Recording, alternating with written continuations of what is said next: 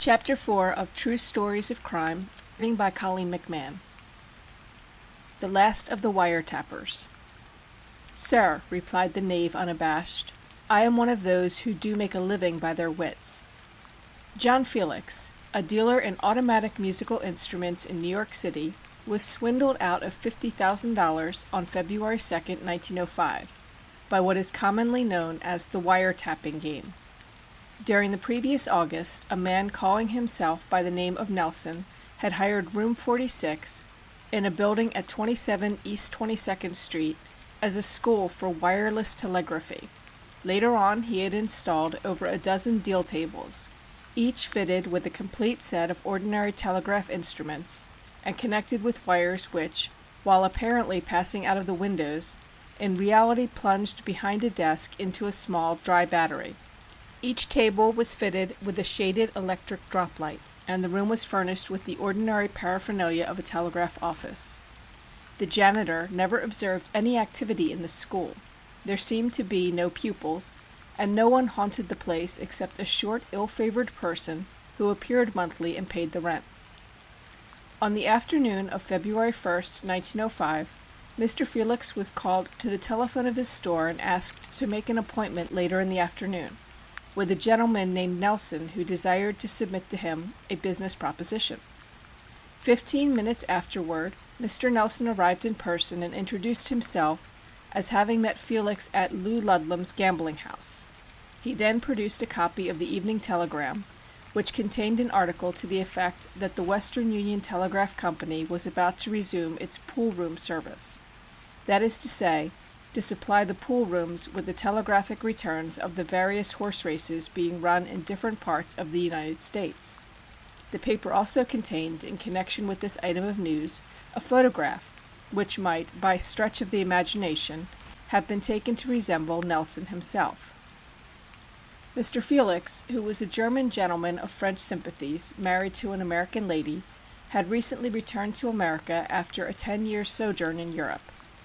He had had an extensive commercial career, was possessed of a considerable fortune, and had at length determined to settle in New York, where he could invest his money to advantage, and at the same time conduct a conservative and harmonious business in musical instruments. Like the Teutons of old, dwelling among the forests of the Elbe, Mr. Felix knew the fascination of games of chance, and he had heard the merry song of the wheel at both Hamburg and Monte Carlo. In Europe the pleasures of the gaming table had been comparatively inexpensive, but in New York, for some unknown reason, the fickle goddess had not favored him, and he had lost upward of $51,000. Zu viel, as he himself expressed it. Being of a philosophic disposition, however, he had pocketed his losses, and contented himself with the consoling thought that, whereas he might have lost all, he had in fact lost only a part. It might well have been that had not the tempter appeared in the person of his afternoon visitor, he would have remained in status quo for the rest of his natural life. In the sunny window of his musical store, surrounded by zitherns, autoharps, dulcimers, psalteries, sackbuts, and other instruments of melody, the advent of Nelson produced the effect of a sudden and unexpected discord. Felix distrusted him from the very first. The proposition was simplicity itself. It appeared that Mr. Nelson was in the employ of the Western Union Telegraph Company, which had just opened a branch office for racing news at 27 East 22nd Street. The branch was under the superintendence of an old associate and intimate friend of Nelson's, by the name of McPherson. Assuming that they could find someone with the requisite amount of cash, they could all make their everlasting fortunes by simply having McPherson withhold the news of some race from the pool rooms long enough to allow one of the others to place a large bet upon some horse, which it had in fact already won and was resting comfortably in the stable. Felix grasped the idea instantly. At the same time he had his suspicions of his visitor. It seemed peculiar that he, an inconspicuous citizen who had already lost $50,000 in gambling houses, should be selected as the recipient of such a momentous opportunity. Moreover, he knew very well that gentlemen in gambling houses were never introduced at all. He thought he detected the odor of a rodent. He naively inquired why, if all these things were so, Nelson and his friend were not already yet millionaires 2 or 3 times. The answer was at once forthcoming that they had been, but also had been robbed, unmercifully robbed, by one in whom they had had confidence and to whom they had entrusted their money. "And now we are poor penniless clerks," sighed Nelson, "and if we should offer to make a big bet ourselves, the gamblers would be suspicious, and probably refuse to place it." "I think this looks like a schwindling game," said Felix shrewdly. So it did, so it was. By and by Felix put on his hat, and, escorted by Nelson, paid a visit to the branch office at 27 East 22nd Street. Where once solitude had reigned supreme and the spider had spun his web amid the fast-gathering dust, all was now tumultuous activity. 15 busy operators in eye-shades and shirt-sleeves took the news hot from the humming wires and clicked it off to the waiting pool rooms. "Scarecrow wins by a neck," cried one. "Blackbird second." "Make the odds 5-3, shouted a short, ill-favored man, who sat at a desk puffing a large black cigar. The place buzzed like a beehive and ticked like a clockmaker's. It had an atmosphere of breathless excitement all its own. Felix watched and marveled, wondering if dreams came true. The short, ill-favored man strolled over and condescended to make Mr. Felix's acquaintance. An hour later the three of them were closeted among the zitherns. At the same moment the 15 operators were ranged in a line in front of a neighboring bar, their elbows simultaneously elevated at an angle of 45 degrees. Felix still had lingering doubts. Hadn't Mr. McPherson some little paper, a letter, a bill, a receipt, or a check, to show that he was really in the employ of the Western Union?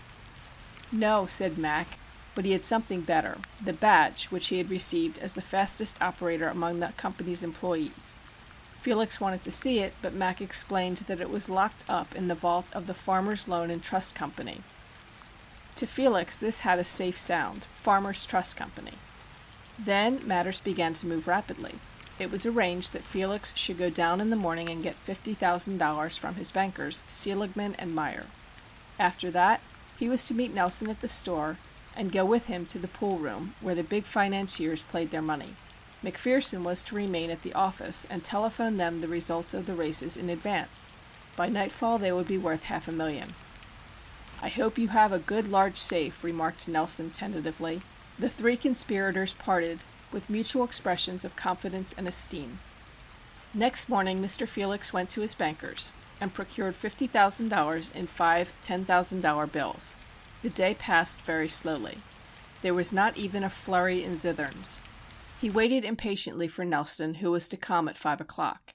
At last Nelson arrived, and they hurried to the Fifth Avenue Hotel where the coup was to take place. And now another marvel. Wasserman Brothers' stockbrokering office, which closes at 3, hummed just as the office had done the evening before, and with the very same bees, although Felix did not recognize them. It was crowded with men who struggled violently with one another in their eagerness to force their bets into the hands of a benevolent-looking person, who, Felix was informed, was the trusted cashier of the establishment. And the sums were so large that even Felix gasped. "Make that $40,000 on cocoa," cried a bald-headed capper. "Mr. Gates wants to double his bet on Jackstone. Make it $80,000, shrieked another. "Gentlemen, gentlemen," begged the trusted cashier, "not quite so fast, if you please, one at a time."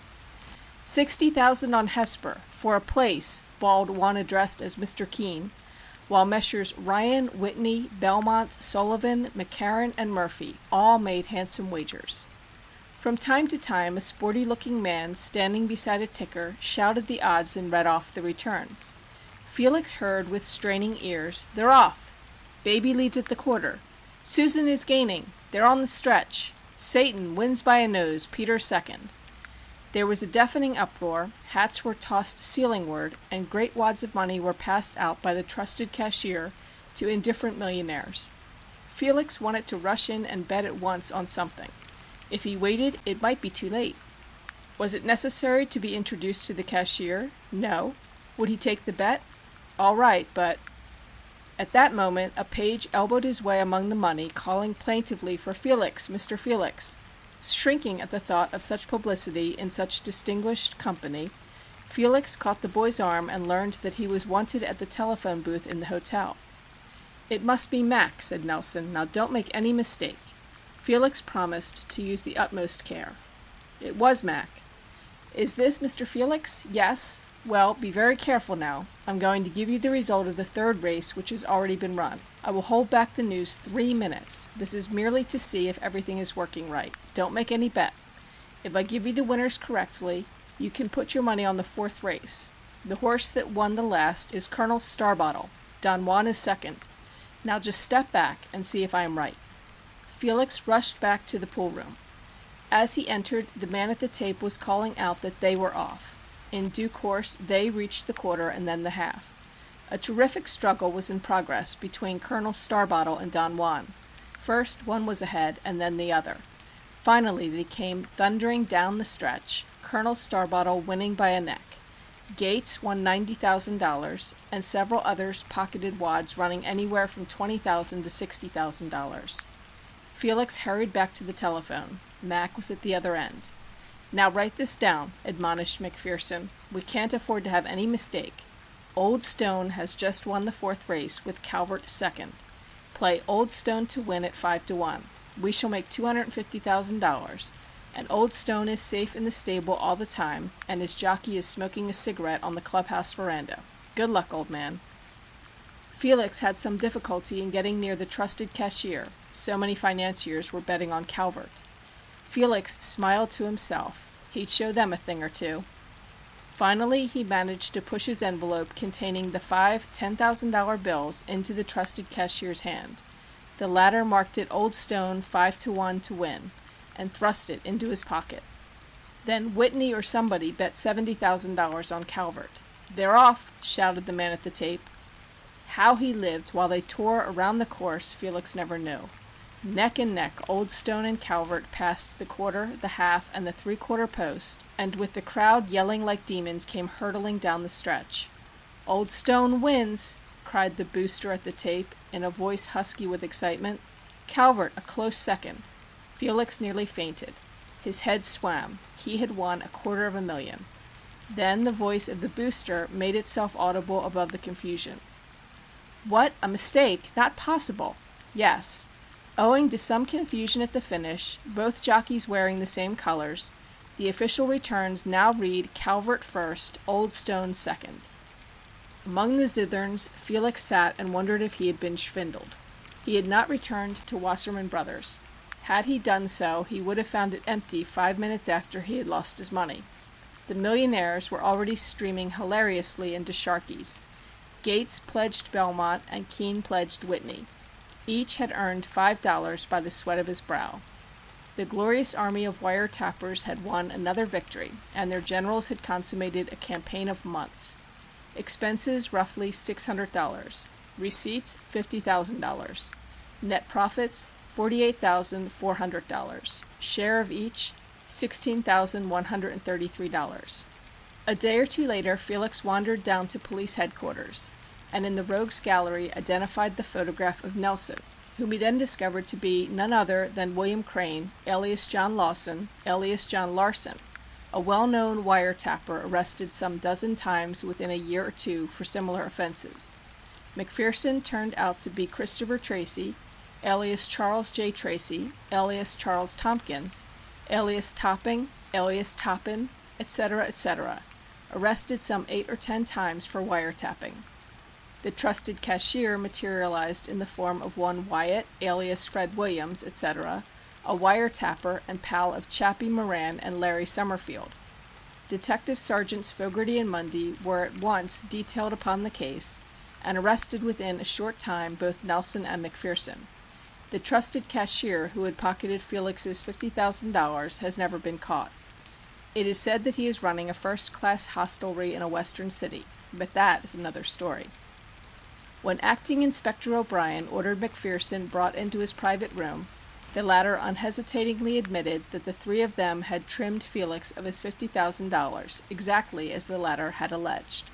He stated that Wyatt, alias Williams, was the one who had taken in the money, that it was still in his possession and still intact in its original form. He denied, however, any knowledge of Wyatt's whereabouts. The reason for this indifference became apparent when the two prisoners were arraigned in the magistrate's court, and their counsel demanded their instant discharge on the ground that they had committed no crime for which they could be prosecuted.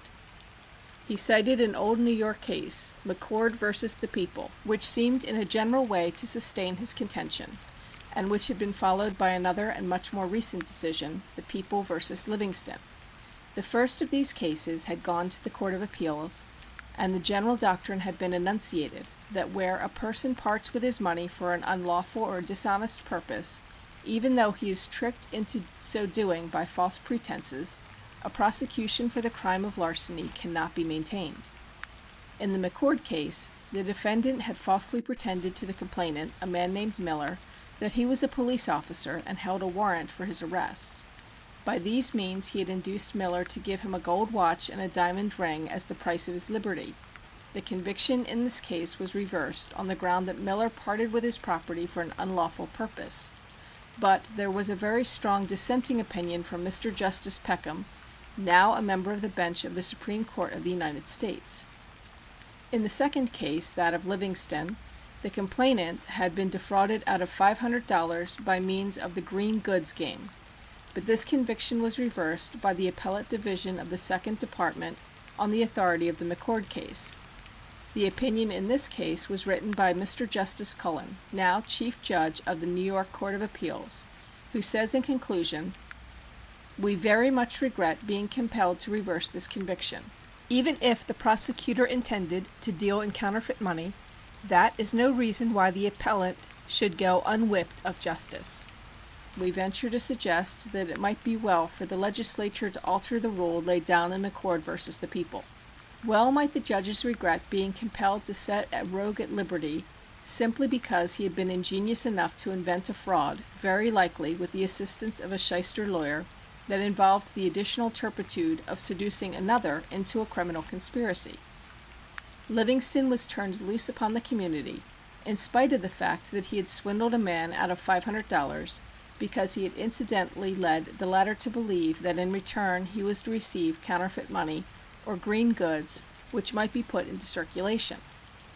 Yet, because some years before the judges of the Court of Appeals had, in the McCord matter, adopted the rule followed in civil cases, to wit, that as the complaining witness was himself in fault and did not come into court with clean hands, he could have no standing before them. The appellate division in the next case felt obliged to follow them, and to rule tantamount to saying that two wrongs could make a right, and two knaves one honest man.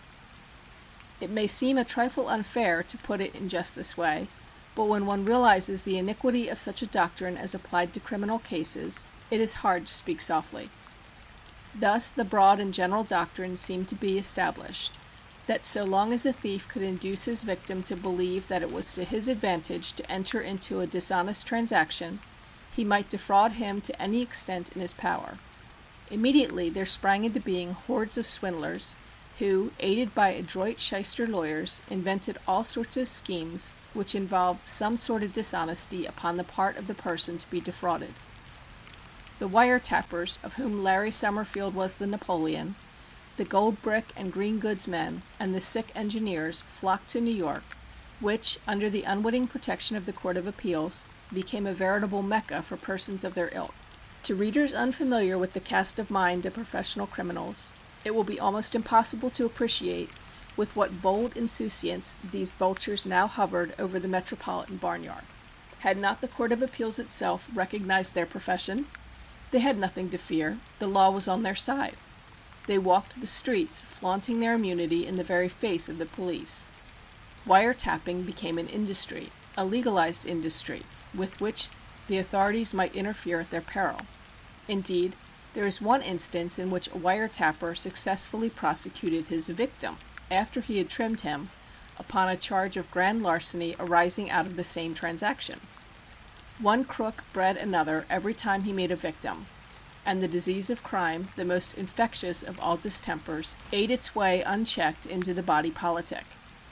Broadway was thronged by a prosperous gentry, the aristocracy and elite of knavery, who dressed resplendently, flourished like the green bay tree, and spent their, or rather their victims' money, with the lavish hand of one of Dumas' gentlemen. But the evil did not stop there. Seeing that their brothers prospered in New York, and neither being learned in the law nor gifted with the power of nice discrimination between rogueries, All the other knaves in the country took it for granted that they had at last found the Elysian fields, and came trooping here by hundreds to ply their various trades. The McCord case stood out like a cabalistic sign upon a gatepost, telling all the rascals who passed that way that the city was full of honest folk waiting to be turned into rogues and trimmed. And presently we did pass a narrow lane, and at the mouth espied a written stone, telling beggars by a word like a wee pitchfork to go that way.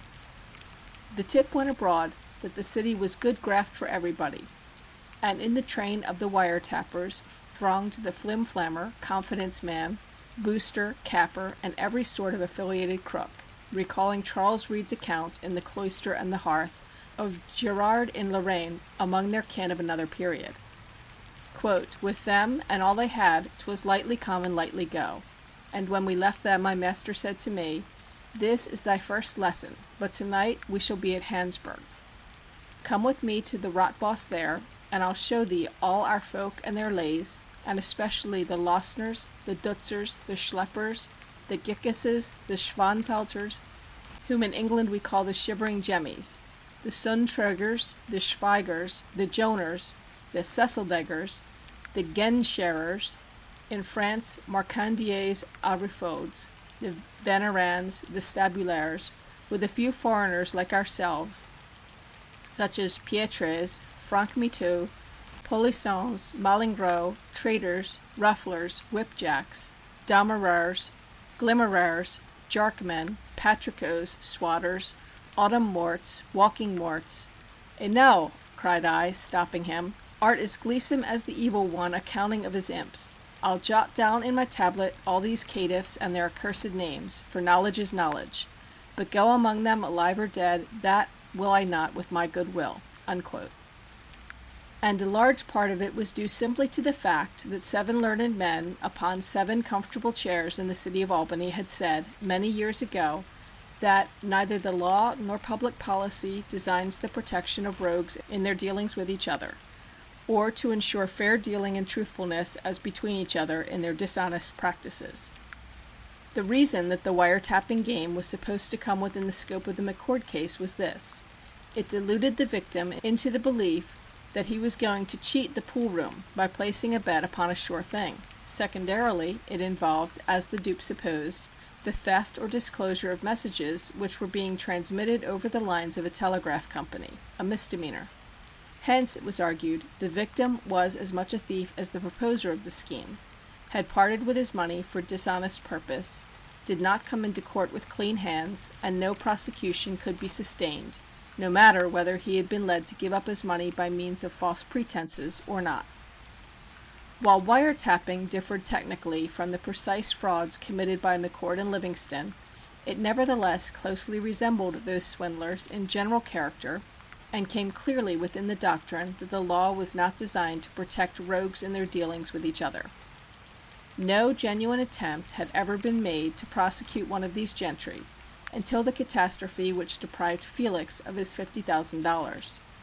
The wiretappers rolled in money. Indeed, the fraternity were so liberal with their rolls that they became friendly with certain police officials, and intimately affiliated with various politicians of influence, a friend of one of whom went on Summerfield's bond when the latter was being prosecuted for the sick engineer frauds to the extent of $30,000.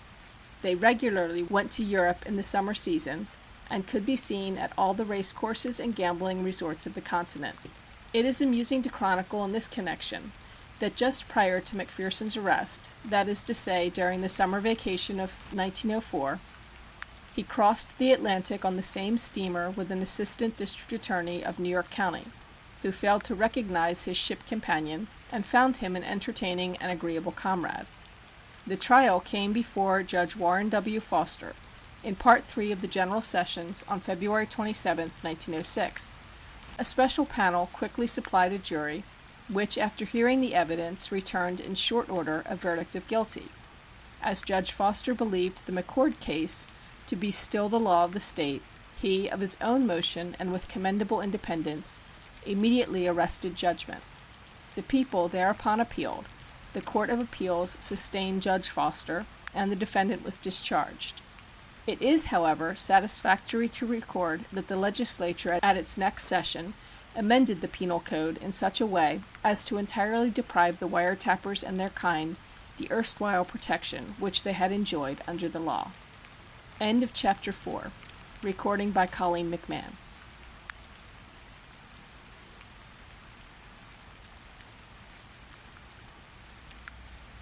Chapter 5 of True Stories of Crime from the District Attorney's Office. The Franklin Syndicate. When Robert A. Amon, a member of the New York Bar, was convicted after a long trial on the 17th of June, 1903, of receiving stolen goods, he had, in the parlance of his class, been due for a long time.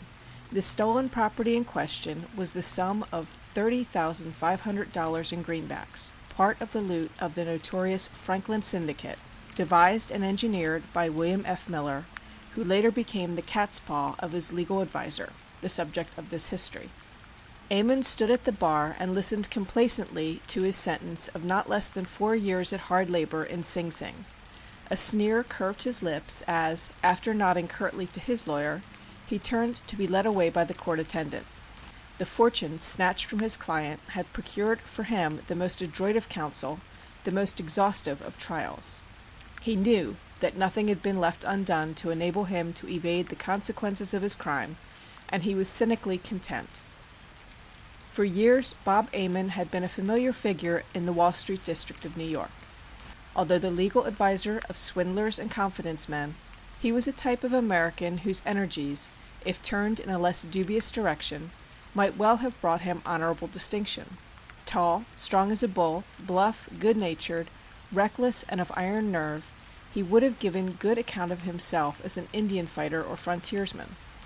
His fine presence, his great vitality, his coarse humor, his confidence and bravado, had won for him many friends of a certain kind, and engendered a feeling among the public that somehow, although the associate and adviser of criminals, he was outside the law, to the circumventing of which his energies were directed. Unfortunately, his experiences with the law had bred in him a contempt for it, which ultimately caused his downfall. "The reporters are bothering you, are they?" he had said to Miller in his office. "Hang them. Send them to me. I'll talk to them." And talk to them he did. He could talk a police inspector or a city magistrate into a state of vacuous credulity, and needless to say, he was to his clients as a god, knowing both good and evil, as well as how to eschew the one and avoid the other.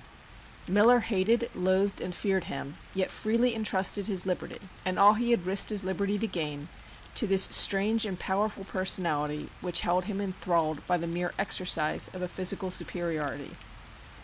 The Franklin Syndicate had collapsed amid the astonished outcries of its thousands of victims on November 24, 1899, when, under the advice and with the assistance of Amon, its organizer, 520% Miller, had fled to Canada. It was nearly 4 years later, in June 1903, that Amon, arraigned at the bar of justice as a criminal, heard Assistant District Attorney Knott call William F. Miller, convict, to the stand to testify against him.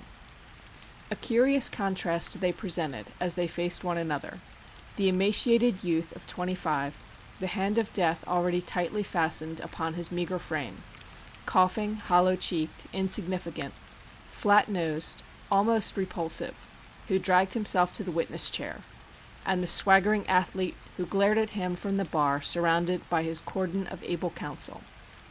As Amon fixed his penetrating gaze upon his former client, Miller turned pale and dropped his eyes. Then the prosecutor, realizing the danger of letting the old hypnotic power return, even for an instant, quickly stepped between them. Miller raised his eyes and smiled, and those who heard knew that this miserable creature had been through the fire and come forth to speak true things.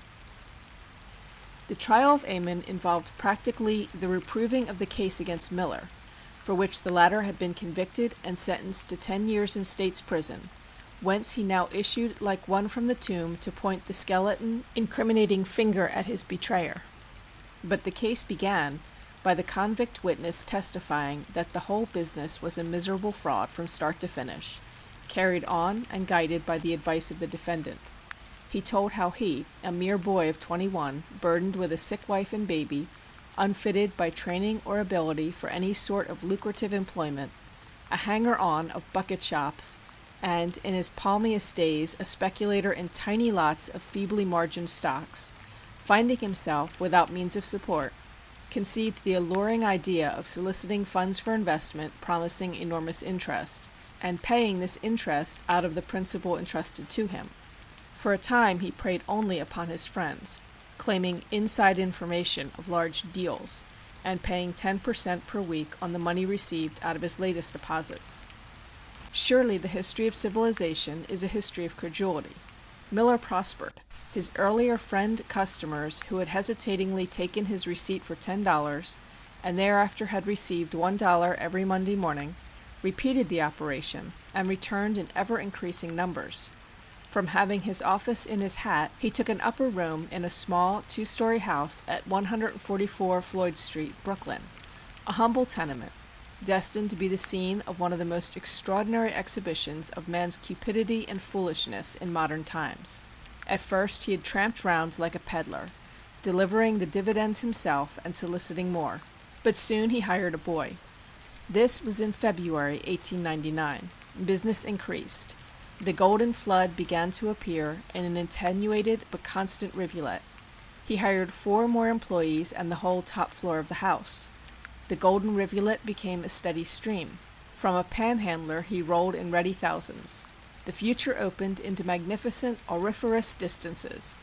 He began to call himself the Franklin Syndicate, and to advertise that the way to wealth is as plain as the road to the market. He copied the real brokers, and scattered circulars and weekly letters over the country, exciting the rural mind in distant Manitoba and Louisiana. There was an instantaneous response. His mail required the exclusive attention of several clerks. The stream of gold became a rushing torrent. Every Monday morning, the Floyd Street house was crowded with depositors who drew their interest, added to it, deposited it again, and went upon their way rejoicing. Nobody was going to have to work any more. The out-of-town customers received checks for their interest drawn upon the Franklin Syndicate, together with printed receipts for their deposits, all signed William F. Miller by means of a rubber stamp. No human hand could have signed them all without writer's cramp. The rubber stamp was Miller's official signature. Then, with a mighty roar, the torrent burst into a deluge. The Floyd Street quarters were besieged by a clamoring multitude fighting to see which of them could give up his money first, and there had to be a special delivery for Miller's mail. He rented the whole house and hired 50 clerks. You could deposit your money almost anywhere, from the parlor to the pantry, the clothes closet or the bathroom. Fridays the public stormed the house en masse, since the money must be deposited on that day to draw interest for the following week. The crush was so enormous that the stoop broke down. Imagine it, in quiet Brooklyn, people struggling to get up the steps to cram their money into Miller's pockets. There he sat behind a desk at the top of the stoop, solemnly taking the money thrown down before him and handing out little pink and green stamped receipts in exchange. There was no place to put the money, so it was shoved onto the floor behind him. Friday afternoons Miller and his clerks waded through it knee-high. There was no pretense of bookkeeping. Simply in self-defense, Miller issued in October a pronunciamento that he could not, in justice to his business, consent to receive less than $50 at one time. Theoretically, there was no reason why the thing should not have gone on practically forever, Miller and everybody else becoming richer and richer. So long as the golden stream swelled 5 times each year, everybody would be happy. How could anybody fail to be happy who saw so much money lying around loose everywhere? But the business had increased to such an extent that Miller began to distrust his own capacity to handle it. He therefore secured a partner in the person of one Edward Schlesinger, and with him went to Charlestown, Massachusetts, for the purpose of opening another office, in charge of which they placed a man named Lewis Powers. History repeated itself. Powers shipped the deposit to Miller every day or two by express. Was there ever such a plethora of easy money? But Schlesinger was no Miller. He decided that he must have 1/3 of the profits, heaven knows how they computed them, and have them moreover each day, in cash. Hence there was a daily accounting, part of the receipts being laid aside to pay off interest checks and interest, and the balance divided. Schlesinger carried his off in a bag, Miller took the rest, cash, money orders, and checks, and deposited it in a real bank. How the money poured in may be realized from the fact that the excess of receipts over disbursements for the month ending November 16th was $430,000. Hitherto Miller had been the central figure. Colonel Robert A. Amon now became the deus ex machina. Miller's advertising had become so extensive that he had been forced to retain a professional agent, one Rudolph Gunther, to supervise it, and when the newspapers began to make unpleasant comments, Gunther took Miller to Amon's office in the Bennett Building in Nassau Street. Amon accepted $100 from Miller, listened to his account of the business, and examined copies of the circulars. When he was handed one of the printed receipts, he said they were incriminating. Miller must try to get them back. He advised, as many other learned counselor has done, incorporating the business, since by this means stock could be sold and exchanged for the incriminating receipts. He explained the mistakes of the Dean crowd, but showed how he had been able to safeguard them in spite of the fact that they had foolishly insisted on holding the stock in their company themselves instead of making their customers the stockholders. Nevertheless, you do not see any of the Dean people in jail, boasted Amon. From now on, Miller and he were in frequent consultation, and Amon took steps to incorporate, procuring for that purpose from Wells, Fargo and Company a certificate of deposit for $100,000. Occasionally he would visit Floyd Street to see how things were going. Miller became a mere puppet. Amon twitched the wire. It was now well on in November, and the press of both Boston and New York was filled with scathing attacks upon the syndicate. The reporters became so inquisitive as to be annoying to the peaceful Miller. "Send the reporters over to me," directed Amon. The Post of Boston said the whole thing was a miserable swindle. Amon, accompanied by Miller, carrying a satchel which contained $50,000 in greenbacks, went to Boston, visited the offices of the Post, and pitched into the editor. "The business is all right. You must give us a fair deal." The pair also visited Watts, chief of police. "You keep your mouth shut," said Amon to Miller. "I'll do all the talking." He showed Watts the bag of money, and demanded what he had meant by calling the enterprise a green goods business. If the thing wasn't all right, did Watts suppose that he, Colonel Robert A. Amon, would be connected with it? The chief backed down, and explained that he had jokingly referred to the color of one of the receipts, which happened to be green. In spite of Amon's confidence, however, there was an uneasy feeling in the air, and it was decided to put an advertisement in the Post offering to allow any customer who so desired to withdraw his deposit without notice upon the following Saturday. This announcement did not have precisely the anticipated effect, and Saturday saw a large crowd of victims, eager to withdraw their money from the Boston office of the Franklin Syndicate. Powers paid the Pauls of Boston out of the bag brought on by Miller containing the deposits of the Peters of Brooklyn. Meantime, Amon addressed the throng, incidentally blackguarding a Post reporter before the crowd, telling them that his paper was a yellow paper, had never amounted to anything, and never would.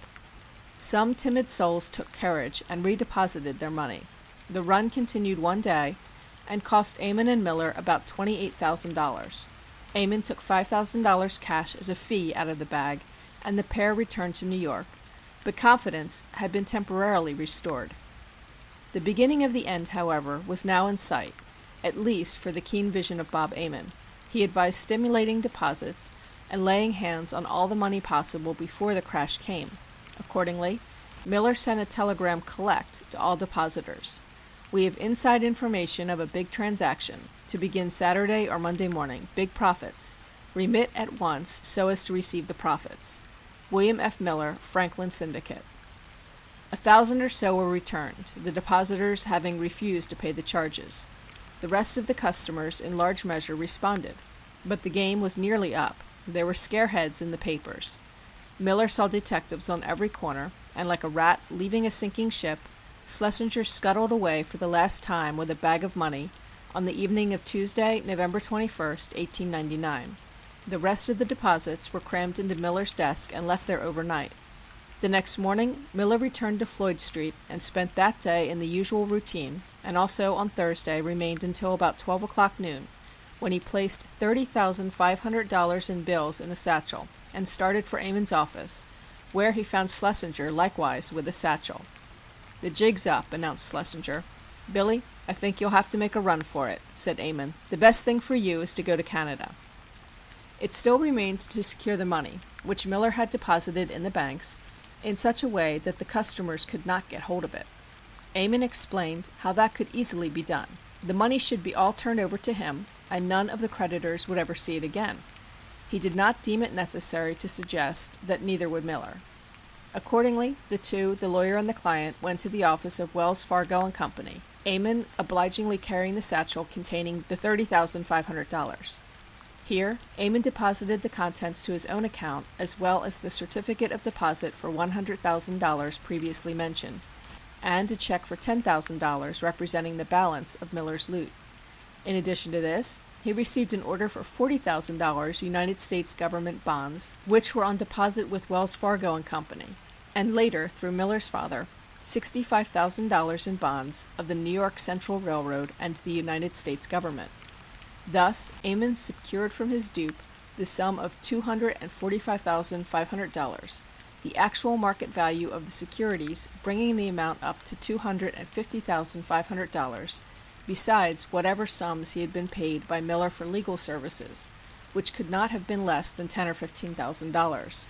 The character of the gentleman is well illustrated by the fact that later, when paying Mrs. Miller her miserable pittance of $5 a week, he explained to her that he was giving her that out of his own money and that her husband owed him. There still remained, however, the chance of getting a few dollars more, and Eamon advised Miller to try to get Friday's receipts, which were the heaviest day's business. Acting on this suggestion, Miller returned to Floyd Street the next morning, at about 9:30, finding a great crowd of people waiting outside. About 1 o'clock he started to go home, but discovering that he was being followed by a man whom he took to be a detective, he boarded a streetcar, dodged through a drugstore and a Chinese laundry, finally made the elevated railroad with his pursuer at his heels, and eventually reached the lawyer's office about 2 o'clock in the afternoon. Word was received almost immediately over the telephone that Miller had been indicted in Kings County for conspiracy to defraud, and Eamon stated that the one thing for Miller to do was to go away. Miller replied that he did not want to go unless he could take his wife and baby with him, but Eamon assured him that he would send them to Canada later in charge of his own wife. Under this promise, Miller agreed to go, and Eamon procured a man named Enright to take Miller to Canada, saying that he was an ex-detective and could get him out of the way.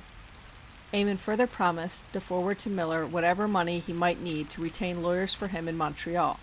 Thereupon Miller exchanged hats with someone in Eamon's office and started for Canada in the custody of the lawyer's representative. How the wily colonel must have chuckled as poor Miller trotted down the stairs like a sheep leaving his fleece behind him. A golden fleece, indeed. Did ever a lawyer have such a piece of luck?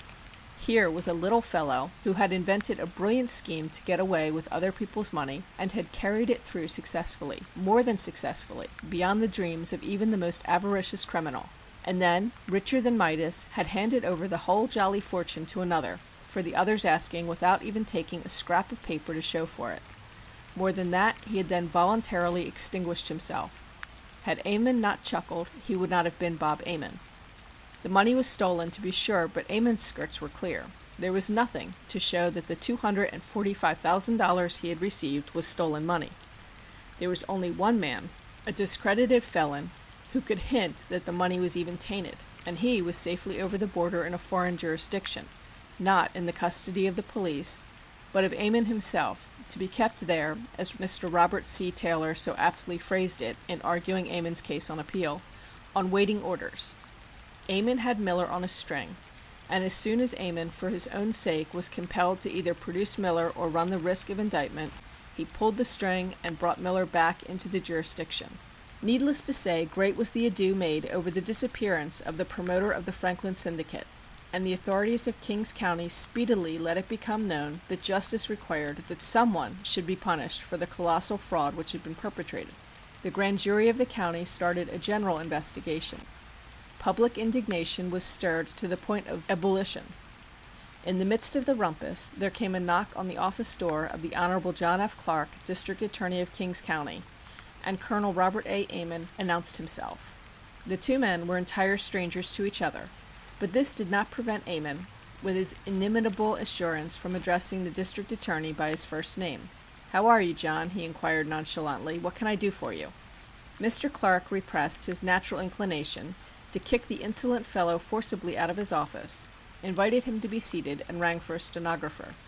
Ammon asserted his anxiety to assist the district attorney by every means in his power, but denied knowing the whereabouts of Miller, alleging that he was simply acting as his counsel. Mr. Clark replied that in Miller's absence the grand jury might take the view that Ammon himself was the principal. At this Ammon calmly assured his host that as far as he was concerned he was ready to go before the grand jury at any time. "That is just what I want," returned Mr. Clark. "The grand jury is in session. Come over." Ammon arose with a smile and accompanied the district attorney towards the door of the grand jury room. Just outside he suddenly placed his hand to his head as if recollecting something. "One moment," he exclaimed. "I forgot that I have an engagement. I will come over tomorrow." "Ah," retorted Mr. Clark, "I do not think you will be here tomorrow." 2 weeks later Miller was safely ensconced without bail in Raymond Street Jail. Schlesinger, who got away with $175,000 in cash, fled to Europe, where he lived high, frequenting the race tracks and gaming tables until he was called to his final account a year or two ago. The money which he took has never been traced. Miller was tried, convicted, and sent to Sing Sing. The Appellate Division of the Supreme Court then reversed his conviction, but later, on appeal to the Court of Appeals, it was sustained. Of the enormous sums turned over to Ammon, Miller received nothing, save the money necessary for his support in Montreal, for the lawyers who defended him, and $5 per week for his wife and child up to the time he turned state's evidence. It is interesting to note that among the counsel representing Miller upon his trial was Ammon himself. Miller's wife and child were not sent to Montreal by Ammon, nor did the latter secure bail for his client at any time during his different periods of incarceration. The colonel knew very well that it was a choice between himself and Miller, and took no steps which might necessitate the election falling upon himself. The conviction of Miller, with his sentence to 10 years in state's prison, did not, however, prevent the indictment of Ammon for receiving stolen money in New York County, although the chance he would ever have to suffer for his crime seemed small indeed. The reader must bear in mind that up to the time of Ammon's trial Miller had never admitted his guilt, that he was still absolutely and apparently irrevocably under Ammon's sinister influence, keeping in constant communication with him, and implicitly obeying his instructions while in prison, and that Miller's wife and child were dependent upon Ammon for their daily bread. No wonder Ammon strode the streets confident that his creature would never betray him. "Now, Billy, you don't want to be shooting off your mouth up here," was his parting injunction to his dupe on his final visit to Sing Sing, before he became a guest there himself at the expense of the people. Miller followed his orders to the letter, and the stipend was increased to the munificent sum of $40 per month. Meantime, the case against Ammon languished, and the district attorney of New York County was at his wits' ends to devise a means to procure the evidence to convict him. To do this, it would be necessary to establish affirmatively that the $30,500 received by Ammon from Miller and deposited with Wells, Fargo and Company was the identical money stolen by Miller from the victims of the Franklin Syndicate. It was easy enough to prove that Miller stole hundreds of thousands of dollars, that Ammon received hundreds of thousands, but you had to prove that the same money stolen by Miller passed to the hands of Ammon. Only one man in the world, as Ammon had foreseen, could supply this last necessary link in the chain of evidence, and he was a convict and mute. It now became the task of the district attorney to induce Miller to confess the truth and take the stand against Ammon. He had been in prison a considerable time, and his health was such as to necessitate his being transferred to the hospital ward. Several of the district attorney's assistants visited him at various times at Sing Sing, in the hope of being able to persuade him to turn state's evidence, but all their efforts were in vain. Miller refused absolutely to say anything that would tend to implicate Ammon. At last, the district attorney himself, accompanied by Mr. Knott, who later prosecuted Ammon, made a special trip to Sing Sing to see what could be done. They found Miller lying upon his prison pallet, his harsh cough and blazing eyes speaking only too patently of his condition. At first Mr. Knott tried to engage him in conversation, while the district attorney occupied himself with other business in another part of the ward, but it was easily apparent that Miller would say nothing. The district attorney then approached the bed where Miller was lying, and inquired if it were true that he declined to say anything which might tend to incriminate Ammon. After some hesitation, Miller replied that, even if he should testify against his old accomplice, there was nothing to show that he would be pardoned, and that he would not talk unless he had actually in his hands some paper or writing which would guarantee that if he did so he would be set free. The spectacle of a convicted felon haggling with an officer of the law over the terms upon which he would consent to avail himself of an opportunity to make the only reparation still possible angered the district attorney, and turning fiercely upon the prisoner, he arraigned him in scathing terms, stating that he was a miserable swindler and thief who had robbed thousands of poor people of all the money they had in the world, that he showed himself devoid of every spark of decency or repentance by refusing to assist the law in punishing his confederate and assisting his victims in getting back what was left of the money, and that he, the district attorney, felt himself humiliated in having consented to come there to visit and talk with such a heartless and depraved specimen of humanity. The district attorney then turned his back upon Miller, whose eyes filled with tears but who made no response. A few moments later the convict asked permission to speak to the district attorney alone. With some reluctance the latter granted the request, and the others drew away. "Mr. District Attorney," said the wretched man in a trembling voice, with the tears still suffusing his eyes, "I am a thief. I did rob all those poor people, and I am heartily sorry for it. I would gladly die, if by doing so I could pay them back. But I haven't a single cent of all the money that I stole, and the only thing that stands between my wife and baby and starvation is my keeping silence. If I did what you ask, the only money they have to live on would be stopped. I can't see them starve, glad as I would be to do what I can now to make up for the wrong I have done." The district attorney's own eyes were not entirely dry as he held out his hand to Miller. "Miller," he replied, "I've done you a great injustice. I honor you for the position you have taken. Were I in your place, I should probably act exactly as you are doing. I cannot promise you a pardon if you testify against Ammon. I cannot even promise that your wife will receive $40 a month, for the money in my charge cannot be used for such a purpose. All I can assure you of is that, should you decide to help me, a full and fair statement of all you may have done will be sent to the governor, with a request that he act favorably upon any application for a pardon which you may make. The choice must be your own. Whatever you decide to do, you have my respect and sympathy. Think well over the matter. Do not decide at once. Wait for a day or two, and I will return to New York, and you can send me word." The next day Miller sent word that he had determined to tell the truth and take the stand, whatever the consequences to himself and his family might be. He was immediately transferred to the Tombs prison in New York City, where he made a complete and full confession, not only assisting in every way in securing evidence for the prosecution of Ammon, but aiding his trustee in bankruptcy to determine the whereabouts of some $60,000 of the stolen money, which, but for him, would never have been recovered. At the same time, Ammon was rearrested upon a bench warrant, and his bail sufficiently increased to render his appearance for trial probable. As Miller had foreseen, the monthly payment to his wife instantly stopped. The usual effect produced upon a jury by the testimony of a convict accomplice is one of distrust or open incredulity. Every word of Miller's story, however, carried with it the impression of absolute truth.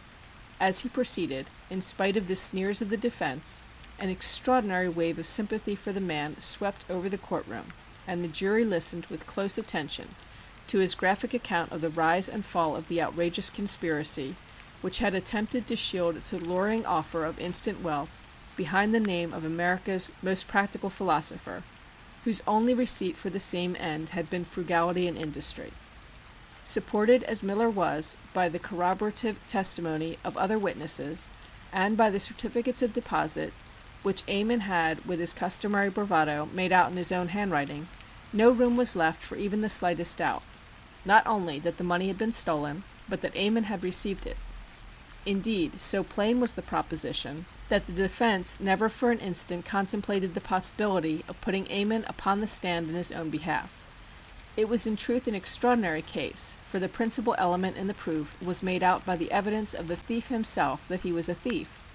Miller had been tried and convicted of the very larceny to which he now testified, and although in the eyes of the law no principle of res adjudicata could apply in Ammon's case, It was a logical conclusion that if the evidence upon the first trial was repeated, the necessary element of larceny would be effectually established. Hence, in point of fact, Miller's testimony upon the question of whether the money had been stolen was entirely unnecessary, and the efforts of the defense were directed simply to making out Miller such a miscreant upon his own testimony that perforce the jury could not accept his evidence when it reached the point of implicating Ammon. All their attempts in this direction, however, only roused increased sympathy for the witness and hostility toward their own client, and made the jury the more ready to believe that Ammon had been the only one in the end to profit by the transaction. Briefly, the 2 points urged by the defense were: 1.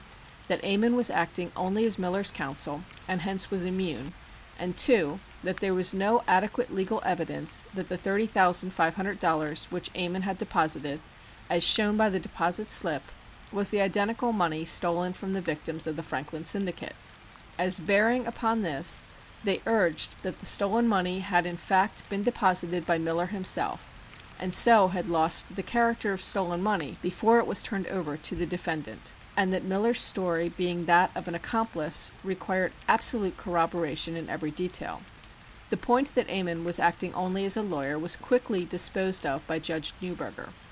"Something has been said by counsel," he remarked in his charge to the jury, "to the effect that the defendant as a lawyer had a perfect right to advise Miller, but I know of no rule of law that will permit counsel to advise how a crime can be committed." As to the identity of the money, the court charged that it made no difference which person performed the physical act of placing the cash in the hands of the receiving teller of the bank, so long as it was deposited to Ammon's credit. On the question of what corroboration of Miller's story was necessary, Judge Ingram, in the appellate division, expressed great doubt as to whether in the eyes of the law, Miller, the thief, could be regarded as an accomplice of Ammon in receiving the stolen money at all, and stated that even if he could be so regarded, there was more than abundant corroboration of his testimony. Ammon's conviction was affirmed throughout the courts, including the Court of Appeals, and the defendant himself is now engaged in serving out his necessarily inadequate sentence. Necessarily inadequate, since under the laws of the State of New York, the receiver of stolen goods, however great his moral obliquity may be, and however great the amount stolen, can only receive half the punishment which may be meted out to the thief himself, receiving being punishable by only 5 years or less in state's prison, while grand larceny is punishable by 10 years. Yet, who is the greater criminal, the weak, ignorant, poverty-stricken clerk, or the shrewd, experienced lawyer who preyed upon his client and through him upon the community at large? The confession of Miller, in the face of what the consequences of his course might mean to his wife and child, was an act of moral courage. The price he had to pay is known to himself alone, but the horrors of life in prison for the squealer were thoroughly familiar to him when he elected to do what he could to atone for his crime. In fact, Ammon had not neglected to picture them vividly to him, and to stigmatize an erstwhile client of his. "Everything looks good," he wrote to Miller in Sing Sing, in reporting the affirmance of Goslin's conviction, "especially since the squealer is getting his just deserts." With no certain knowledge of future pardon, Miller went back to prison cheerfully to face all the nameless tortures inflicted upon those who helped the state, the absolute black silence of convict excommunication, the blows and kicks inflicted without opportunity for retaliation or complaint, the hostility of guards and keepers, the suffering of abject poverty, keener in a prison house than on any other foot of earth. It is interesting to observe that Miller's original purpose had been to secure money to speculate with, for he had been bitten deep by the tarantula of Wall Street, and his early experiences had led him to believe that he could beat the market if only he had sufficient margin. This margin he set out to secure. Then, when he saw how easy it was to get money for the asking, he dropped the idea of speculation and simply became a banker. He did make one bona fide attempt, but the stock went down, he sold out, and netted a small loss. Had Miller actually continued to speculate, it is doubtful whether he could have been convicted for any crime, since it was for that purpose that the money was entrusted to him. He might have lost it all in the street and gone scot-free. As it was, in failing to gamble with it, he became guilty of embezzlement. Ammon arrived in Sing Sing with a degree of eclat. He found numerous old friends and clients among the inmates. He brought a social position which had its value. Money, too, is no less desirable there than elsewhere, and Ammon had plenty of it. In due course, but not until he had served more than half his sentence, less commutation, Miller, a broken man, received his pardon and went back to his wife and child. When Governor Higgins performed this act of executive clemency, many honest folk in Brooklyn and elsewhere loudly expressed their indignation. District Attorney Jerome did not escape their blame. Was this contemptible thief, the meanest of all mean swindlers, who had stolen hundreds of thousands, to be turned loose on the community before he had served half his sentence? It was an outrage, a disgrace to civilization. Reader, how say you? End of Chapter 5. Recording by Colleen McMahon.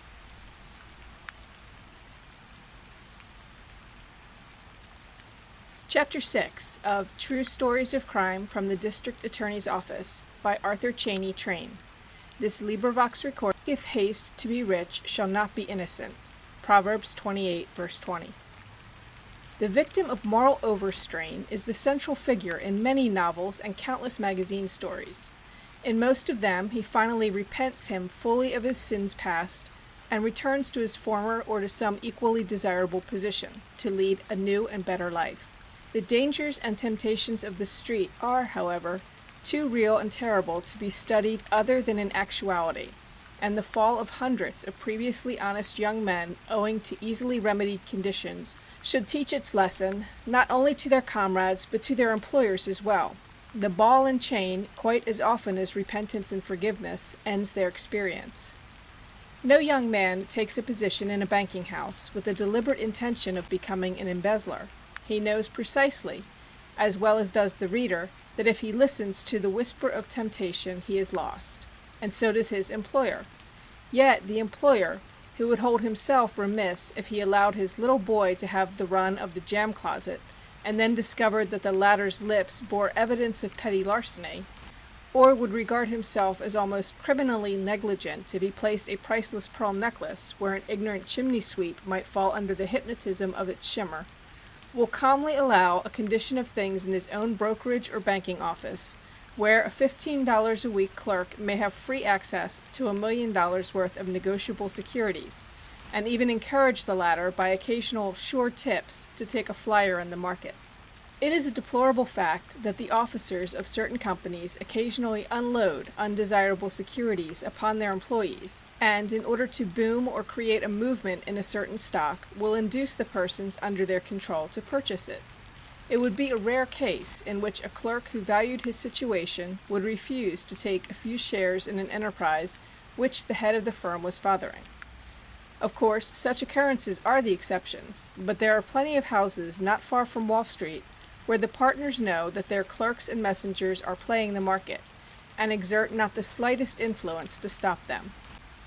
When these men find that they and their customers, and not the clerks and messengers, are paying the loss accounts of the latter, they are very much distressed, and tell the district attorney, with regret, that only by sending such wicked and treacherous persons to state's prison can similar dishonesty be prevented. Not long ago, the writer became acquainted with a young man who, as loan clerk in a trust company, had misappropriated a large amount of securities, and had pled guilty to the crime of grand larceny in the first degree. He was awaiting sentence, and in connection therewith, it became necessary to examine into the conditions prevailing generally in the financial district. His story is already public property, for the case attracted wide attention in the daily press. But inasmuch as the writer's object is to point a moral rather than adorn a tale, the culprit's name and the name of the company with which he was connected need not be given. He is now serving a term in state's prison and is, the writer believes, sincerely repentant and determined to make a man of himself upon his release. For present purposes, let him be called John Smith. He was born in New York City, in surroundings rather better than the average. His family were persons of good education, and his home was a comfortable and happy one. From childhood he received thorough religious instruction, and was always a straightforward, honest, and obedient boy. His father, having concluded from observation that the shortest route to success lay in financial enterprise, secured a place in a broker's office for his son after the latter's graduation from the high school. John began at the bottom and gradually worked up to the position of assistant loan clerk in a big trust company. This took 15 years of hard work. From the day that he started in filling inkwells and cleaning out ticker baskets, he saw fortunes made and lost in a twinkling. He learned that the chief business of a broker is acting as go-between for persons who are trying to sell what they do not own to others who do not have the money to pay for what they buy. And he saw hundreds of such persons grow rich on these fictitious transactions. He also saw others wiped out, but they cheerfully went through bankruptcy and began again, many of them achieving wealth on their second or third attempt. He was earning $5 a week and getting his lunch at a vegetarian health restaurant for 15 cents. The broker, for whom he ran errands, gave away 35-cent cigars to his customers and had an elaborate luncheon served in the office daily to a dozen or more of the elect. John knew one boy of about his own age who, having made a successful turn, began as a trader and cleaned up $100,000 in a rising market the first year. That was better than the cleaning up John was used to, but he was a sensible boy and had made up his mind to succeed in a legitimate fashion. Gradually he saved a few $100s and, acting on the knowledge he had gained in his business, bought 2 or 3 shares in a security which quickly advanced in value and almost doubled his money. The next time as well fortune favored him, and he soon had a comfortable nest egg, enough to warrant his feeling reasonably secure in the event of accident or sickness. He had worked faithfully, had given great satisfaction to his employers, and presently had a clerical position in a prominent trust company offered to him. It seemed an advance. The salary was larger, even if absurdly small, and he gladly accepted the place. Shortly after this he had his first experience in real finance. The president of the company sent for him. The reader will remember that this is a true story, and the boy entered his private office and came into the august presence of the magnate. This man is today what is commonly known as a power in Wall Street. "My boy," said the president, "you have been doing very well. I have noticed the excellence of your work. I want to commend you." "Thank you, sir," said John modestly, expecting to hear that his salary was to be raised. "Yes," continued the great man, "and I want you to have an interest in the business." The blood rushed to John's head and face. "Thank you very much," he gasped. "I have allotted you 5 shares in the trust company," said the president. "If you take them up and carry them, you will feel that you have a real connection with the house, and it will net you a handsome return. Have you any money?" It so happened that at this time John's savings were invested in a few bonds of an old and conservatively managed railroad. His heart fell. He didn't want to buy any bank stock. "No," he answered. "My salary is small enough, and I need it all. I don't save any money." "Oh well," said the magnate, "I will try and fix it up for you. I will arrange for a loan with the bank on the stock. Remember, I'm doing this to help you. That is all. You may go back to your books." Next day John was informed that he had bought 5 shares of Trust Company stock in the neighborhood of 300, and he signed a note for $1,425 and endorsed the stock over to the bank from which the money had been borrowed for him. The stock almost immediately dropped over 50 points. John paid the interest on the note out of his salary, and the dividends, as fast as they were declared, went to extinguish the body of the loan. Some time afterward he learned that he had bought the stock from the magnate himself. He never received any benefit from it, for the stock was sold to cover the note, and John was obliged to make up the difference. He also discovered that 10 or 15 other employees had been given a similar opportunity by their generous employer at about the same time. John, in prison, says it was a scheme to keep 50 or 100 shares where it could easily be controlled by the president without risk to himself, in case of need. Of course, he may be wrong. At any rate, he feels bitterly now toward the big men who are at large while he is in jail. John continued to keep up with the acquaintances formed during his years in the broker's office, many of whom had started little businesses of their own and had done well. Part of their stock in trade was to appear prosperous, and they took John out to lunch and told him what a fine fellow he was and gave him sure tips. But John had grown wise. He had had all the chances of that sort he wanted, and from a bigger man than any of them. He ate their lunches and invited them in return. Then he economized for a day or two to even up. He was not prosperous himself, but he did not accept favors without repaying them. One thing he observed and noted carefully: every man he knew who had begun a brokerage business and kept sober, who attended to business and did not speculate, made money and plenty of it. He knew one young firm which cleared up $15,000 in commissions at the end of the second year. That looked good to him, and he knew besides that he was sober and attended to business. He made inquiries and learned that one could start in, if one were modest in one's pretensions, for $2,500. That would pay office rent and keep things going until the commissions began to come in. He started to look around for some other young man who could put up the money in consideration of John's contributing the experience. But all the men he knew had experience without money. Then, by chance, he met a young fellow of bright and agreeable personality, whom we shall call Prescott. The latter was 5 or 6 years older than John, had had a large experience in brokerage houses in another city, and had come to New York to promote the interests of a certain copper company. John had progressed and was now assistant loan clerk of one of the biggest trust companies in the city, which also happened to be the transfer agent for the copper company. Thus, John had constantly to handle its certificates. Prescott said it was a wonderful thing, that some of the keenest men in the street were in it, and, although it was a curb stock, strongly advised his new friend to buy all he could of it. He assured John that, although he was admittedly interested in booming the stock, he was confident that before long it would sell at 4 times its present quotation. Meantime the stock, which had been listed at 2 1/4, began to go rapidly up. Word went around the trust company that it was a great purchase anywhere below 10, and John, as well as the other boys employed in the company, got together what money he could and began to buy it. It continued to go up. They had unconsciously assisted in its ascent, and they bought more. John purchased 75 shares, all the way up to 8 and 9. One of his friends took 800. Then it dropped out of sight. They hadn't time to get out, and John in prison has his yet. But he still had faith in Prescott, for he liked him and believed in his business capacity. The stock operation over, Prescott began to prospect for something new, and suggested to John that they form a brokerage house under the latter's name. John was to be president at a fixed salary. It sounded very grand. His duties at the trust company began to seem picayune. Moreover, his loss in copper had depressed him, and he wanted to recoup if he could. But how to get the $2,500 necessary to start in business? Prescott pleaded poverty, yet talked constantly of the ease with which a fortune might be made if they could only once get in right. It was a period of increased dividends, of stock jobbing operations of enormous magnitude, of 50-point movements, when the lucky purchaser of only 100 shares of some inconspicuous railroad sometimes found that he could sell out next week with $5,000 profit. The air seemed full of money. It appeared to rain banknotes and stock certificates. In the loan cage at the trust company, John handled daily millions in securities, a great part of which were negotiable.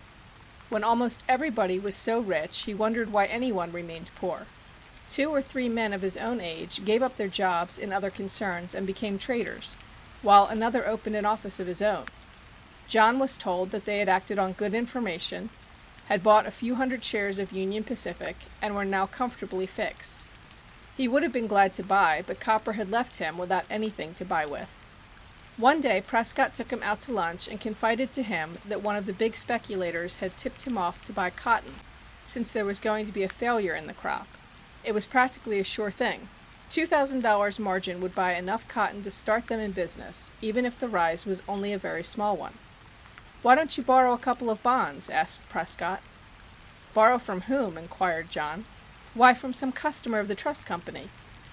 "No one would lend them to me," answered John. "Well, borrow them anyhow. They would never know about it, and you could put them back as soon as we closed the account," suggested Prescott. John was shocked and said so. "You are easy," said his comrade. "Don't you know that the trust companies do it themselves all the time? The presidents of the railroads use the holdings of their companies as collateral. Even the banks use their deposits for trading. Didn't old blank dump a lot of rotten stuff on you? Why don't you get even? Let me tell you something. Fully 1/2 of the men who are now successful financiers got their start by putting up as margin securities deposited with them. No one ever knew the difference, and now they are on their feet. If you took 2 bonds overnight, you might put them back in the morning. Everyone does it. It's part of the game." "But suppose we lost?" asked John. "You can't," said Prescott. "Cotton is sure to go up. It's throwing away the chance of your life." John said he couldn't do such a thing, but when he returned to the office, the cashier told him that a merger had been planned between their company and another, a larger one. John knew what that meant well enough. Half the clerks would lose their positions. He was getting $35 a week, had married a young wife, and, as he had told the magnate, he needed it all. That night, as he put the securities from the loan cage back in the vault, the bonds burned his fingers. They were lying around loose, no good to anybody, and only 2 of them, overnight maybe, would make him independent of salaries and mergers, a free man and his own master. The vault was in the basement, just below the loan cage. It was some 20 feet long and 10 wide. There were 3 tiers of boxes with double combination doors. In the extreme left-hand corner was the loan box. Near it were 2 other boxes in which the securities of certain customers on deposit were kept. John had individual access to the loan box and the 2 others, one of which contained the collateral which secured loans that were practically permanent. He thus had within his control negotiable bonds of over $1 million in value. The securities were in piles, strapped with rubber bands, and bore slips on which were written the names of the owners. Every morning John carried up all these piles to the loan cage, except the securities on deposit. At the end of the day he carried all back himself and tossed them into the boxes. When the interest coupons on the deposited bonds had to be cut, he carried these also upstairs. At night the vault was secured by 2 doors, one with a combination lock and the other with a time lock. It was as safe as human ingenuity could make it. By day it had only a steel wire gate which could be opened with a key. No attendant was stationed at the door. If John wanted to get in, all he had to do was ask the person who had the key to open it. The reason John had the combination to these different boxes was in order to save the loan clerk the trouble of going downstairs to get the collateral himself. Next day, when John went out to lunch, he put 2 bonds belonging to a customer in his pocket. He did not intend to steal them, or even to borrow them. It was done almost automatically. His will seemed subjugated to the idea that they were to all intents and purposes his bonds to do as he liked with. He wanted the feeling of bonds in his pocket. As he walked along the street to the restaurant, it seemed quite natural that they should be there. They were nearly as safe with him as lying around loose in the cage or chucked into a box in the vault. Prescott joined him, full of his new idea that cotton was going to jump overnight. "If you only had a couple of bonds," he sighed. Then, somehow, John's legs and arms grew weak. He seemed to disintegrate internally. He tried to pull himself together, but he had lost control of his muscles. He became a dual personality. His own John heard Prescott's John say quite naturally, "I can let you have 2 bonds, but mind we get them back tomorrow, or anyhow the day after." John's John felt the other John slip the 2 American Navigation 4s under the table, and Prescott's fingers close upon them. Then came a period of hypnotic paralysis. The flywheel of his willpower hung on a dead center. Almost instantly he became himself again. "Give 'em back," he whispered hoarsely. "I don't mean you should keep them," and he reached anxiously across the table. But Prescott was on his feet, halfway toward the door. "Don't be a fool, Smith," he laughed. "What's the matter with you? It's a cinch. Go back and forget it." He shot out of the door and down the street. John followed, dazed and trembling with horror at what he had done. He went back to the cage and remained the rest of the day in terror lest the broker who owned the 2 bonds should pay off his loan. But at the same time he had quickly made up his mind what he should do in that event. There was more than one loan secured by American Navigation 4s. He loosened a couple in one of the other piles. If the first broker came in, he would take 2 bonds from one of these. But the broker did not come in. That night John wandered the streets until nearly daylight. He saw himself arrested, ruined, in prison. Utterly fagged the next morning, he called up Prescott on the telephone and begged him to return the bonds. Prescott laughed at his fears and assured him that everything was all right. Cotton was sure to go up. An hour later, the broker who owned the bonds came in and took up his loan, and John removed 2 American Navigation 4s from another bundle and handed them to the loan clerk. Of course, the numbers on the bonds were not the same, but few persons would notice a little thing like that, even if they kept a record of it. They had the bonds, that was the main thing. Once more, John rushed to the phone, told Prescott what had occurred, and besought him for the bonds. "It's too late now," growled Prescott. "Cotton has gone down. I could only get one back at the most. We'd better stand pat and get out on the next bulge." John was by this time almost hysterical. The perspiration broke out on his forehead every now and then, and he shuddered as he counted his securities and entered up his figures. If cotton should go down some more, that was the hideous possibility. They would have to put up more margins, and then... Down in the vault, where the depositors' bonds were kept, were two piles of Overland 4s. One contained about 200, and the other nearly 600 bonds. The par value of these negotiable securities alone was nearly $800,000. Twice a year, John cut the coupons off of them. Each pile was marked with the owner's name. They were never called for, and it appeared that these customers intended to keep them there permanently. John, realizing that the chances of detection were smaller, removed 2 bonds from the pile of 200 Overlands and substituted them with Prescott for the 2 Navigation 4s. Then cotton went down with a slump. Prescott did not wait even to telephone. He came himself to the trust company and told John they needed 2 more bonds for additional margin to protect their loan. But he said it was merely temporary and that they had better even up by buying some more cotton. John went down into the vault and came back with 4 more Overland 4s bonds under his coat. He was in for it now, and might as well be hung for a sheep as for a lamb. He was beginning to get used to the idea of being a thief. He was, to be sure, wretchedly unhappy, but he was experiencing the excitement of trying to dodge fate until fortune looked his way. Cotton still went down. It never occurred to him that Prescott perhaps had not bought all the cotton. Now that he is in prison, he thinks maybe Prescott didn't. But he kept going down into the vault and bringing up more bonds, and getting reckless, bought more cotton, quantities of it. In a month, 60 bonds were gone from the pile of 200. John, a nervous wreck, almost laughed grimly at the joke of his being short 60 bonds. At home they thought he was getting run down. His wife, he was so kind and thoughtful that she had never been so happy. It made her fearful that he had some fatal disease and knew he was going to die. Up at the bank, John made a separate bundle of 60 bonds out of the pile of 600, so that he could substitute them for those first taken if the owner called for them. It was not likely that both owners would call for their bonds on the same day, so that he was practically safe until one or the other had withdrawn his deposit. About this time, the special accountants came around to make their annual investigation. It was apparently done in the regular and usual way. One examiner stood inside the vault and another outside, surrounded by 4 or 5 assistants. They investigated the loans. John brought them out in armfuls, and the accountants checked them off and sent them back. When John brought out the 140 bonds left in the bundle of 200 Overland 4s, he placed on top of them the pile of 60 bonds taken from the other bundle of 600. Then he took them back, shifted over the 60, and brought out the bundle of 600 Overland 4s, made up in part of the same bonds. It was the easiest thing going.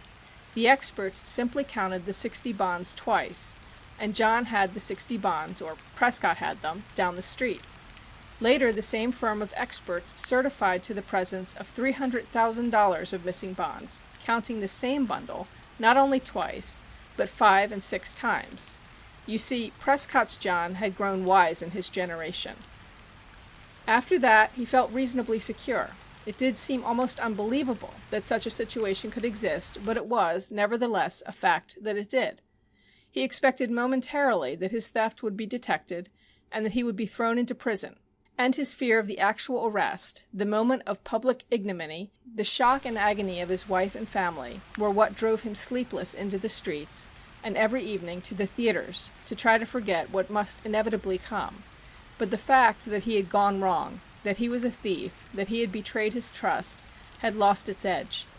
He now thought no more of shoving a package of bonds into his overcoat pocket than he did of taking that garment down from its peg behind the door.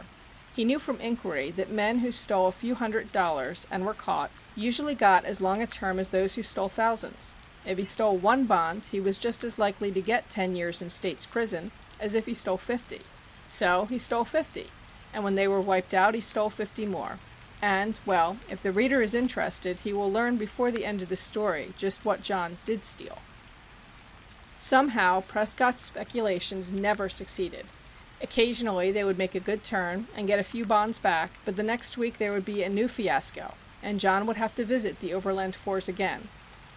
That performance of the accountants had given him a huge contempt for bankers and banking.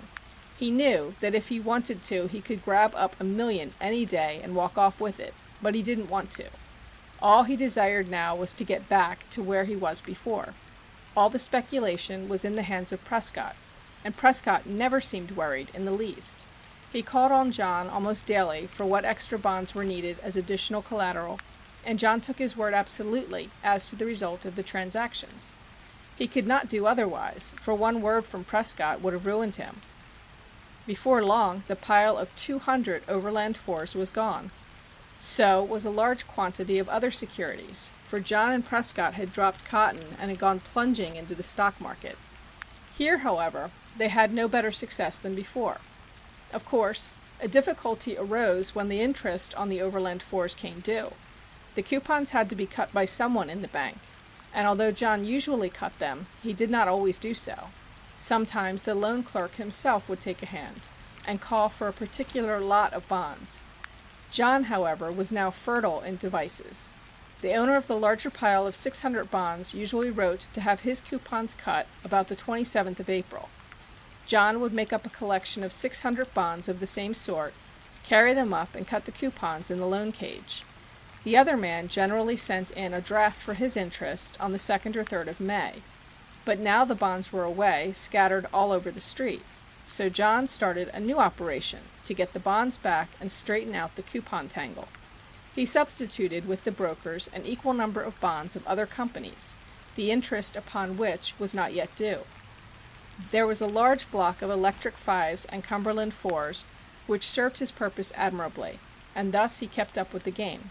When the coupons became due on the latter, he carried back the first. It kept him and Prescott busy most of the time juggling securities. At least John knew he was kept busy, and Prescott claimed to be equally so. There were many loans of brokers and others, all secured by the same sort of collateral. Most of these John appropriated. When it was necessary to check off the loans, John, having retained enough of the same kind of bonds to cover the largest loan, would bring up the same bundle time after time with a different name upon it. If one of the customers wanted to pay off a loan and his bonds were gone, he would be given someone else's collateral. Apparently, the only thing that was necessary was to have enough of each kind of security on hand to cover the largest loan on the books at any given time. Once, when the examiners were at work on the vault, John had to make up $100,000 in Overland 4s or 5s from the different small loans in the loan vault, and put them in a package in the deposit vault, in order to make it appear that certain depositors' bonds were all there. The most extraordinary performance of all was when, upon one of the annual examinations, John covered the absence of over 50 bonds in the collateral covering a certain loan by merely shoving the balance of the securities into the back of the vault, so that it was not examined at all. He had taken these bonds to substitute for others in different brokers' offices, and it so happened that there were no similar securities in the building. Thus the deficiency could not be covered up even by John's expert sleight of hand. Of course, if there had been other bonds of the same kind in another vault, it would have been a simple matter to substitute them, but there were not. So John pushed the remaining 150 bonds into a dark corner of the vault and awaited the discovery with throbbing pulses. Yet, strange to relate, these watchdogs of finance did not see the bonds which John had hidden, and did not discover that anything was wrong, since, for purposes of its own, the bank had neglected to make any record of the loan in question. It would really have been safer for John if he had taken the whole pile, but then he did not know that the accountants were going to do their business in any such crazy fashion. The whole thing came to seem a sort of joke to John. He never took any bonds for his own personal use. He gave everything to Prescott, and he rarely if ever saw Prescott except to hand him securities. One day Prescott walked right into the bank itself, and John gave him 165 bonds, which he stuffed under his overcoat and carried away. Remember that this is a fact. The thing, which began in August 1905, dragged over through the following year and on into 1907. John weathered 2 examinations by the accountants, the last being in October 1906, when they certified that the company was absolutely okay and everything intact. On that particular day, John had over $300,000 in Overland 4s and 5s scattered over the street. In the first 6 months, they lost $100,000 in cotton. Then they played both sides of the market in stocks and got badly bitten as bears in the temporary bull market in the autumn of 1906, selling Union Pacific at $165, which afterward went to $190, Northern Pacific at $185, which went to $200, etc., etc. Then they shifted their position, became bulls, and went long of stock just at the beginning of the present slump. They bought Reading at $118, American Smelters at $126, Pennsylvania at $130, Union at $145, and Northern Pacific at $180. At one time, John had $550,000 in bonds out of the vault. The thing might have been going on still had it not been for the fact that the anticipated merger between John's company and another was put through, and a new vault in a new building prepared to receive the securities. Of course, on such an occasion, a complete examination would be made of all the securities, and there would be practically no chance to deceive the accountants. Moreover, a part of the securities had actually been moved when the worst slump came, and they needed more. It was obvious that the jig was up. A few more days, and John knew that the gyves would be upon his wrists. Prescott and he took an account of the stock they had lost and went into committee on Ways and Means. Neither had any desire to run away. Wall Street was the breath of life to them. Prescott said that the best thing to do was to take enough more to stand off the company. He cited a case in Boston where a clerk who was badly in was advised by his lawyer to take $125,000 more. Then the lawyer dickered with the bank and brought it to terms. The lawyer got $25,000, the bank got the rest, and the thief was let go. Prescott said they ought to get away with enough more to make the bank's loss $1 million. He thought that would make them see what was the wise thing to do. Prescott also said he would try to get a lawyer who could bring some pressure to bear on the officials of the company. It would be a rather unpleasant situation to have brought to the attention of the state superintendent of banking. John agreed to get the additional securities and turn them over to Prescott. Unfortunately, almost everything had by this time been moved into the new vault, and all John could get was a stock certificate for 15,000 railroad shares standing in his own name and $75,000 in notes. These he gave to Prescott, thus increasing the amount stolen from the bank without discovery to between $600,000 and $700,000. This was on the day before the actuaries were to make their investigation. Knowing that his arrest was now only a question of time, John, about 11 o'clock on the following morning, left the trust company for the last time. He was in telephonic communication with Prescott, who in turn was in touch with their lawyer. Unfortunately, the president of the company had gone out of town over Sunday, so that again their plans went awry. For nearly 2 years, John had not known an hour devoid of haunting fear. From a cheerful and contented youth, he had become despondent, taciturn, and nervous. He was the same affectionate husband and attentive son as before, and his general characteristics remained precisely the same. He was scrupulous to a penny in every other department of his life, and undoubtedly would have felt the same pricks of conscience had he been guilty of any other act of dishonesty. The affair at the bank was a thing apart. The embezzler of $600,000 was not John at all, but a separate personality wearing John's clothes and bearing his name. He perceived clearly the enormity of his offense, but because he was the same John in every other respect, he had a feeling that somehow the fact that he had done the thing was purely fortuitous. In other words, that the bonds had to be taken, were going to be taken anyway, and that fate had simply elected him to take them. Surely he had not wanted the bonds, had had no intention of stealing $500,000, and in short was not the kind of a man who would steal $500,000. Each night he tossed sleepless till the light stole in through the shutters. At every corner on his way uptown he glanced over his shoulder behind him. The front doorbell never rang, that his muscles did not become rigid and his heart almost stopped beating. If he went to a theater or upon an excursion, he passed the time wondering if the next day he would still be a free man. In short, he paid in full in physical misery and mental anxiety and wretchedness for the real moral obliquity of his crime. The knowledge of this maddened him for what was coming. Yet he realized that he had stolen $500,000 and that justice demanded that he should be punished for it. After leaving the bank, John called up Prescott and learned that the plan to adjust matters with the president had miscarried by reason of the latter's absence. The two then met in a saloon, and here it was arranged that John should call up the loan clerk and tell him that something would be found to be wrong at the bank, but that nothing had better be said about it until the following Monday morning, when the president would return. The loan clerk, however, refused to talk with him and hung up the receiver. John had nowhere to go, for he dared not return home, and spent the afternoon until 6 o'clock riding in streetcars and sitting in saloons.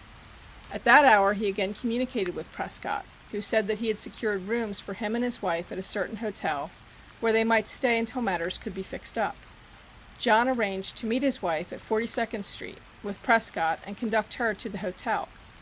As fate decreed, the loan clerk came out of the subway at precisely the same time, saw them together, and followed them. Meantime, a hurry call had been sent for the president, who had returned to the city. John, fully aware that the end had come, went to bed at the hotel, and for the first time since the day he had taken the bonds 2 years before, slept soundly. At 3 the next morning there came a knock at the door. His wife awakened him, and John opened it.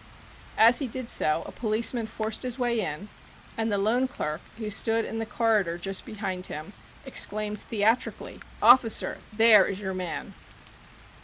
John is now in prison, serving out the sentence which the court believed it necessary to inflict upon him as a warning to others.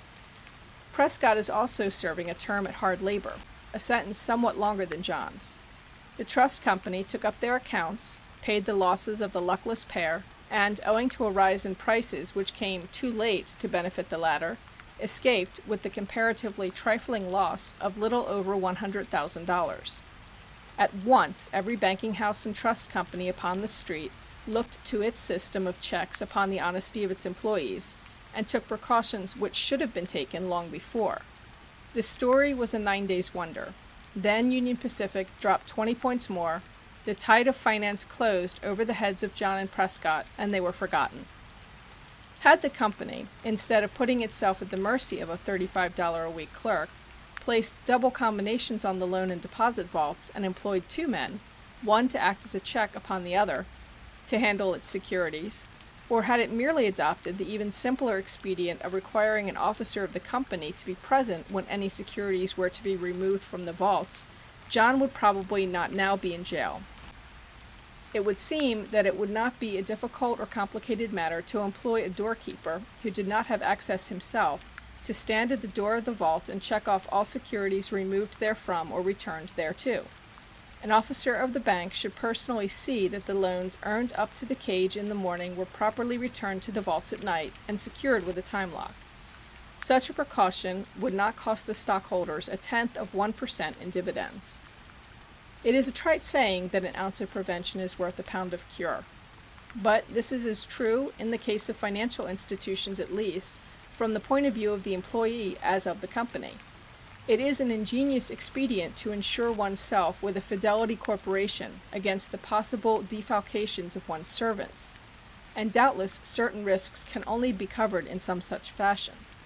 These methods are eminently proper so far as they go, but they, unfortunately, do not serve the public purpose of protecting the weak from undue and unnecessary temptation.